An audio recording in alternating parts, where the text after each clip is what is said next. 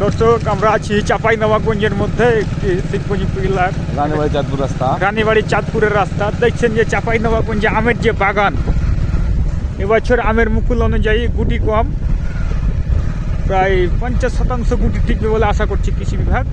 তবে এই অঞ্চলে এসে আপনি এটাকে আমের রাজ্য যেটাকে বলে আর কি, চাঁপাইনবাবগঞ্জ আমের রাজধানী। ডানে বামে সব দিকে হচ্ছে আমের বাগান। মধ্যখান থেকে চলে গেছে আমরা- হাই ভোল্টেজ লাইন। মধ্যখানে যাচ্ছি আমরা আর কি, আমাদের গাড়ি ল্যান্ড করা আছে মধ্যখানে।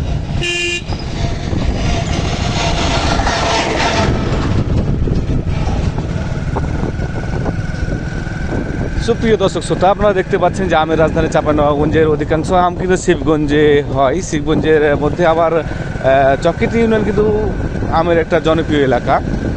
সেই হিসাবে আপনারা দেখতে পাচ্ছেন যে আসলে কতগুলো আম গাছের মধ্য দিয়ে ফাড়ি দিয়ে আমরা ছুটে চলেছি।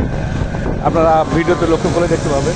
এবং আপনারা দেখতে পাচ্ছেন যে একটা ম্যাচিংয়ের শব্দ হচ্ছে। আসলে মানুষ ভালো ফলন না পাওয়ায় কিন্তু বড় বড় আম গাছগুলোকে কেটে বিভিন্ন ইট ভাটায় দিয়ে এই পরিবেশে নষ্ট করছে। তো যাই হোক, আম গাছ কাটলেও পরবর্তীতে বিভিন্ন জাতের আম, যেমন আপনার কাতিমন, হাড়িভাঙ্গা, আম্রপালি, এরকম জাতের আম কিন্তু মানুষ রোপণ করছে। ধন্যবাদ, ভালো থাকবেন, ভালো রাখবেন।